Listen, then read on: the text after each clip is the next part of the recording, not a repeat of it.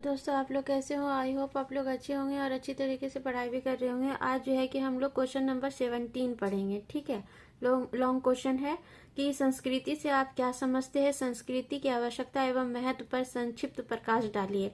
तो आंसर है कि संस्कृति का अर्थ है ना। संस्कृति के से आप क्या समझते हैं, इसका अर्थ ही तो बताना है। तो अर्थ बताना है क्या अर्थ है कि संस्कृति शब्द का जन्म संस्कार शब्द से हुआ है। जो संस्कार व्यक्ति को संस्कृत बनाते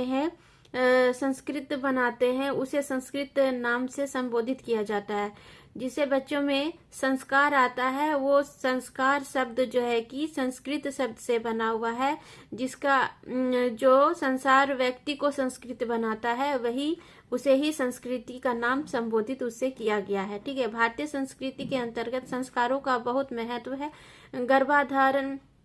गर्भाधान से लेकर मनुष्य के पुनर्जन्म तक विविध संस्कार किए जाते हैं जिससे मानव सांस्कृतिक बनता है।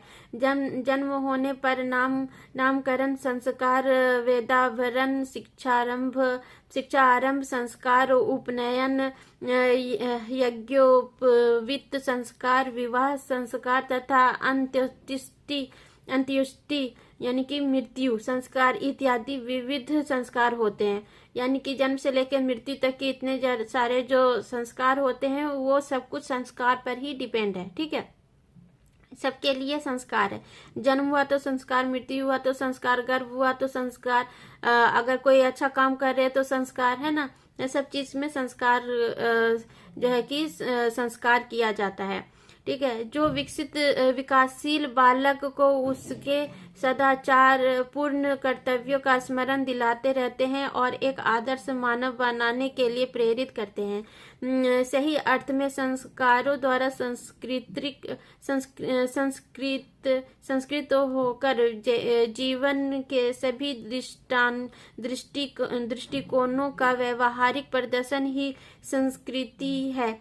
जिसके आधार व्यवहार की भाषा, कुटुंबिक जीवन, सर्वशक्तिमान सत्ता में विश्वास, आर्थिक व्यवस्था, नियंत्रण साधन, ऐश्वर्य, मान्यताएं, परंपराएं, प्रथाएं और मनोवृत्तियां होती है। जीवन के आदर्श और लक्ष्य भी सांस्कृतिक प्रक्रियाओं की दिशा निर्धारित किया करते हैं।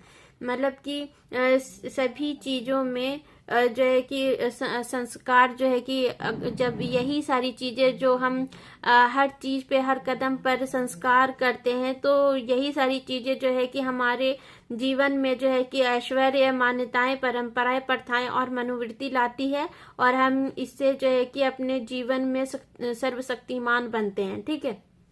संस्कृति की आवश्यकता एवं महत्व क्या है कि संस्कृति की आवश्यकता निम्नलिखित कारणों से होती है। क्यों संस्कृति की आवश्यकता है? संस्कृति सामाजिकरण में सहायक होती है। शिक्षा का एक प्रमुख कार्य बालक का सामाजिकरण करना भी है।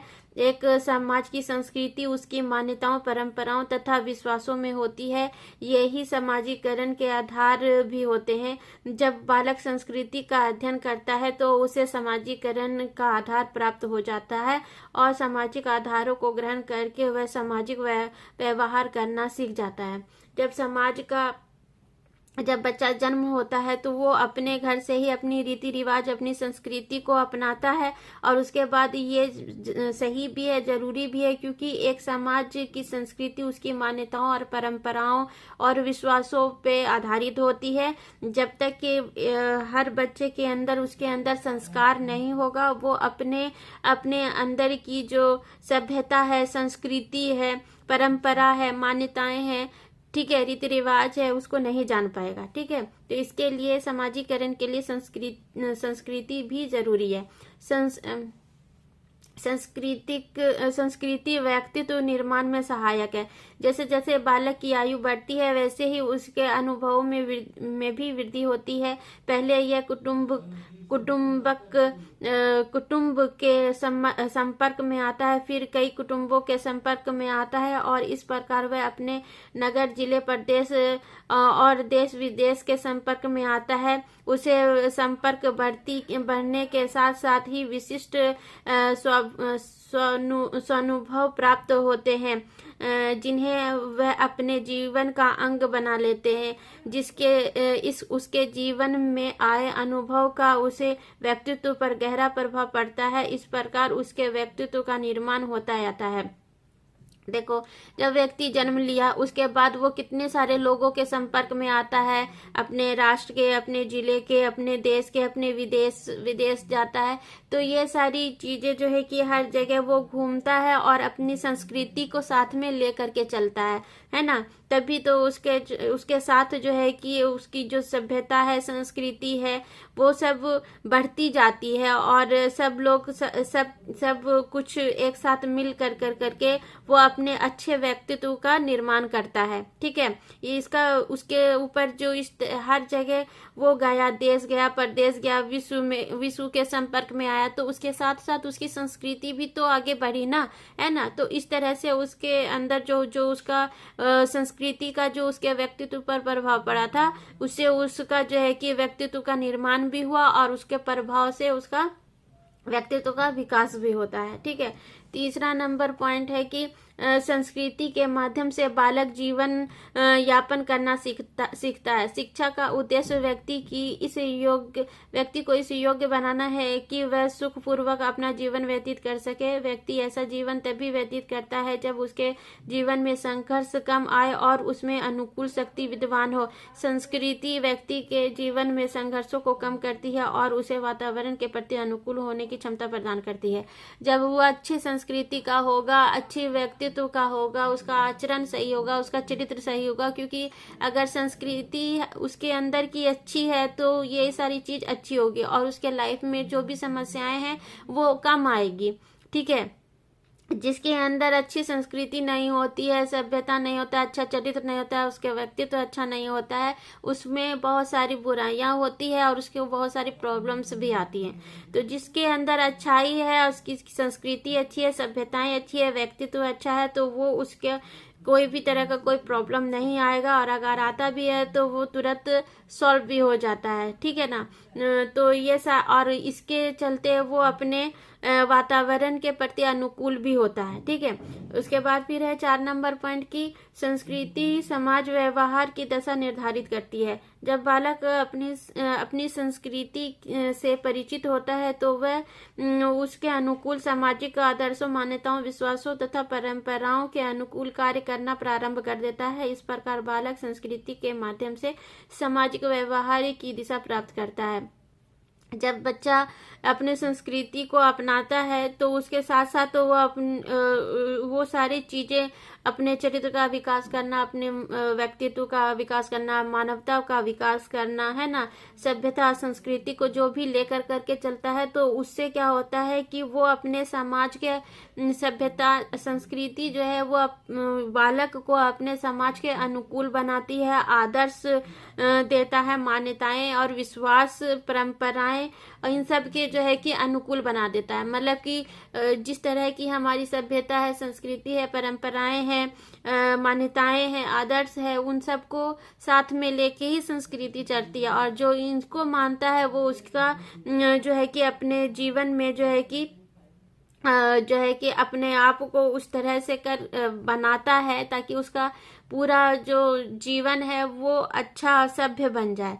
ठीक है, संस्कृति के माध्यम से ही सामाजिक व्यवहार की दिशा प्राप्त होती है। इसी से हम जो अच्छा संस्कृति बोलता है ना कि लोग, अगर तुम्हारे अंदर अच्छा संस्कार होता है तो बात ही कुछ और रहता है ना। तो जो संस्कार अच्छा देता है, जो संस्कार का पालन अपने अंदर पूरी तरीके से कर देता है और इन सब चीजों का, आदर्शों का, मान्यताओं का, विश्वासों का, इन सब को जो है कि लेकर के चलता है अपनी सभ्यता संस्कृति को, तो उसके लाइफ में हमेशा अच्छा होता है। उसकी दिशा, उसको जो है कि अच्छी अच्छी दिशाएं प्राप्त हो जाती है। ठीक है, उसके बाद फिर है कि क्या है, संस्कृति पारंपरिक प्रेम और एकता में बांधती है। सभी देशों की अपनी संस्कृति होती है। जो व्यक्ति अपने देश और समाज की संस्कृति से प्रेम करता है वह सभी संबंधित संस्कृतियों में विश्वास रखने वाला व्यक्तियों के प्रति प्रेम का भाव रखने लगता है। इससे एकता की भावना का विकास होता है।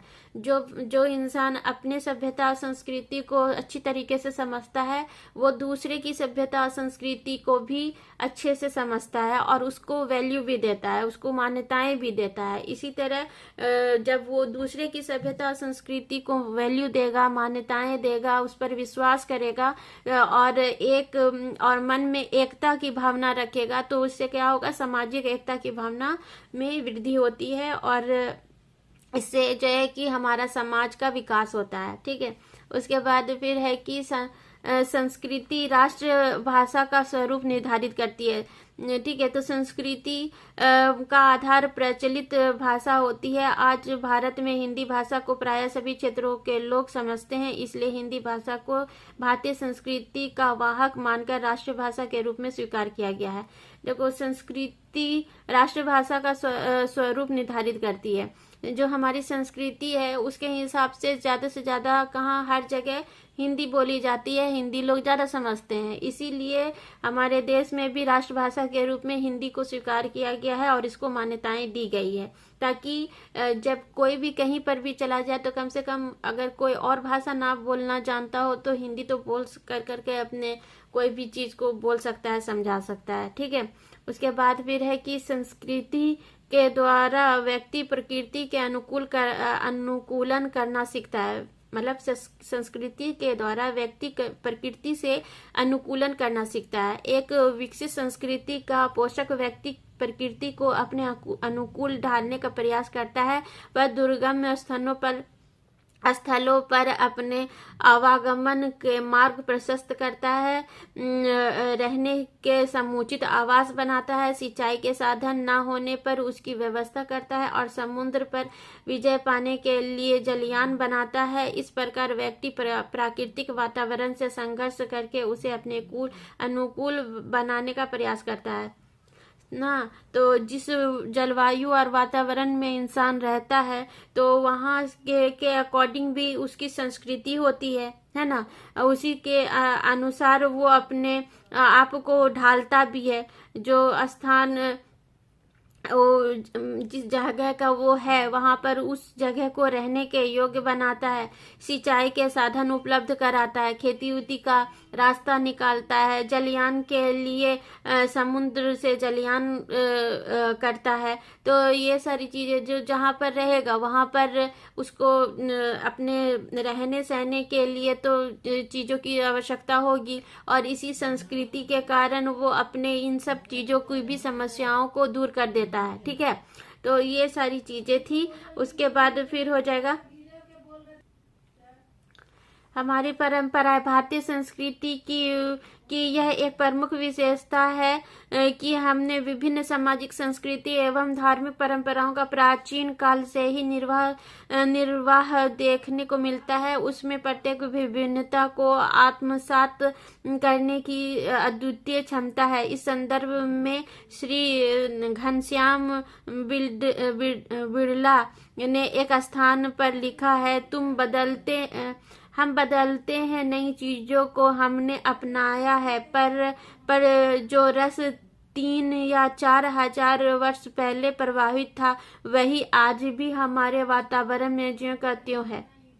हमारी एक परंपरा है जो इसी जमीन की मिट्टी के कण कण में ऐसी बिखर गई है कि वह लगातार जीवित रह रही है ना। जिस मिट्टी के हम लोग हैं उसका हर एक कण कण हमारे जो है कि संस्कृति को बताता है, दिखाता है। देखो ना, हमारे पहनावे में पहनावा ओढ़ावा, हमारी बोली चाली, हमारा खान पान, हमारा रहन सहन, हमारे घर, हमारे आसपास का वातावरण, हर चीज में तो हमारी मिट्टी, हमारे आसपास का जलवायु वातावरण, हर चीज में हमको अपनी संस्कृति ही तो नजर आती है।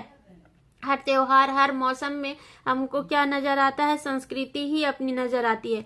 इसीलिए जो है कि घनश्याम बिर्ला ने ये बात कही है कि यहाँ के कण कण में जो है कि हमारी जो है कि संस्कृति का झलक मिलता है, और जो है कि जो पहले की संस्कृति थी वो अब भी जो के तो बनी हुई है। ठीक है, उसके बाद फिर है कि भारत की पवित्र नदी गंगा के स्वरूप एवं महत्व को लोगों ने विभिन्न कोणों से देखा और सराहा है। एक और वैज्ञानिकों और अभियंताओं ने बांध बांध कर सिंचाई के लिए नहरें निकाली है और भारतीय उर्वरा भूमि को सस्य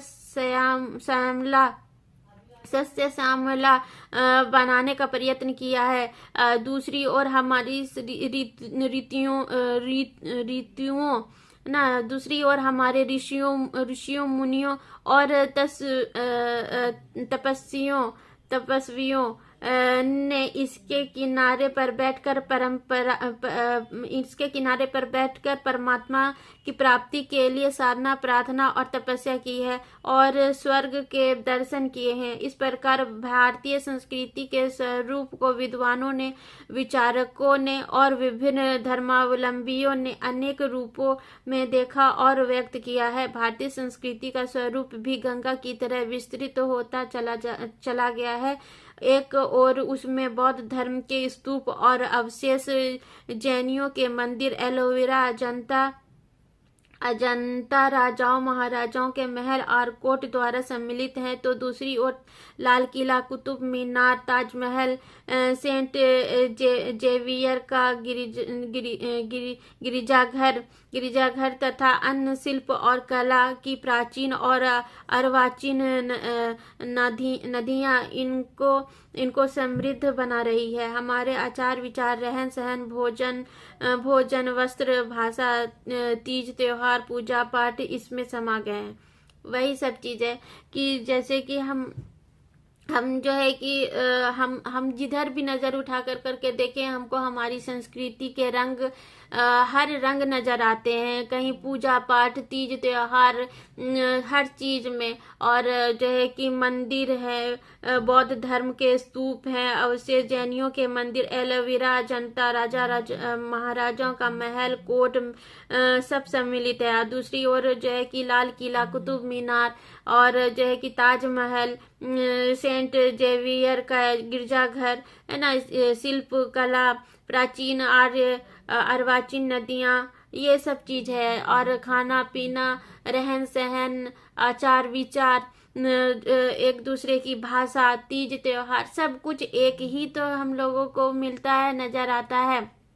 तो इससे भी हमारे अंदर जो है कि जो संस्कृति है वो सब कुछ नजर आती है कि हम लोग एक अनेकता में एकता नजर आती है। यही हमारी संस्कृति है कि हम लोग इतने सारे लोग इस भारत में रहते हैं, तब भी हमारी सारी संस्कृति, सबकी भाषा, सबका रहन सहन, सब कुछ अनेक होकर भी एक है। और इसमें जो है कि खान पान, ये वो सब कुछ अलग अलग है। ये सारी चीजें संस्कृति है। ताजमहल, कुतुब मीनार, मंदिर, मस्जिद, ये सब चीज मिल करके, गिरजाघर है ना, तो ये सारी चीजें मिल करके हम लोगों की संस्कृति का विकास करती है। और इसी तरह से हमारे देश का भी सांस्कृतिक विकास होता जा रहा है। ठीक है, भारतीय संस्कृति के इस विस्तृत दृष्टिकोण के कारण हमारी विचारधाराओं में सहिष्णुता और शालीनता आ गई है। सेवा, शांति, सत्य और अहिंसा को लेकर देश प्रेम, राष्ट्र प्रेम, मानव प्रेम तथा व्यक्तिगत और सामूहिक बलिदान भावना, बुराई, न्याय, अशिष्टता और अभारतीयता के प्रतिघृणा हमारी संस्कृति के अंग बन गए हैं। यह भारतीय संस्कृति जिनकी जड़ें ऋग्वेद के आदि मंत्रों में निहित है और जिनका सुदृढ़ तथा असंख्य परंपरागत संख्याओं और फूल पत्तियों से आच्छादित हो गया है। भारतीय संस्कृति के ऐसे वृक्ष की कल्पना करके ही हम अपनी शिक्षा के स्वरूप के विषय में विचार कर सकते हैं, है ना। तो तो ये सारी चीजें की थी कि हमारे जो इन सब के चलते जो है कि हमारी शांति, हमारा सत्य, हम अहिंसावादी हो गए, है ना, हम अहिंसा का नहीं अहिंसावादी हैं, हम लोग जो है कि सत्य बोलते हैं, हम लोग मानव प्रेमी हो गए, हम लोग एकता की भाषा को समझते हैं, हम लोग सभी लोग एक साथ मिल करके एक समाज में रहना पसंद करते हैं, हम लोग सभी लोग एक दूसरे के जो है कि त्योहारों का एक हिस्सा बनते हैं और सभी की रीति रिवाज को अपनाते हैं। और इस तरह से हमारा जो है कि भारतीय संस्कृति जो है वो जो है कि बढ़ती फूलती जा रही है और इसका फल फूल और भी बढ़ता रहेगा। हमें हमारे देश की जो एकता है, अखंडता है, वो हमेशा बनी रहेगी। तो इस तरह से आज ये क्वेश्चन था जो संस्कृति के लिए था। हमारी संस्कृति ही हमारी सभ्यता, मानवता, हमारा चरित्र का विकास करता है और हमारे साथ साथ जितने भी संस्कार हर चीज में होते हैं, जन्म से लेकर मृत्यु तक के, खाना पीना, उठना बैठना, जलवायु परिवर्तन, रंग रूप वेशभूषा, हर एक चीज हमारे अंदर संस्कृति का ही उदाहरण देती है और हमारे यहाँ की कण कण की मिट्टी में भी संस्कृति नजर आती है। तो इस तरह से नदी, समुद्र, हर एक चीज में हमारे यहाँ संस्कृति है, ठीक है, खेत, हर एक चीज में। तो इस तरह से आपको आई थिंक समझ में आया होगा कि हमारी संस्कृति कितनी महत्वपूर्ण है और हम लोग सब रंग रूप वेशभूषा सारे अनेक हैं लेकिन फिर भी एक हैं, ठीक है। तो चलिए आज के लिए इतना ही। आज आई थिंक आप लोगों को आज भी बहुत अच्छे तरीके से ये क्वेश्चन समझ में आया होगा कि संस्कृति हमारे लिए, हमारे समाज के लिए कितनी आवश्यक है, कितनी महत्वपूर्ण है। तो चलिए आज के लिए इतना ही, कल फिर दूसरे क्वेश्चन में मिलते हैं। और अगर अभी तक आप लोगों ने मेरे जेंजी क्लासेस को सब्सक्राइब नहीं किया है तो प्लीज सब्सक्राइब कर लीजिए और बेल आइकन दबा लीजिए ताकि आने वाली ऑल नोटिफिकेशन आपको मिलती रहे। और प्रैक्टिकल से रिलेटेड जो भी आपको प्रैक्टिकल बनाना है जिस भी सेमेस्टर का, तो वो आप जाके मेरे प्लेलिस्ट पे जाके देख सकते हैं। वहां पर सारे सेमेस्टर की प्रैक्टिकल फाइल हैं, आप उनमें से जाकर के आपको जो भी चाहिए आप देख के बना सकते हैं। तो चलिए आज के लिए इतना ही। Take care, bye bye, have a nice day. अपना और अपने फैमिली का बहुत बहुत ख्याल रखिए।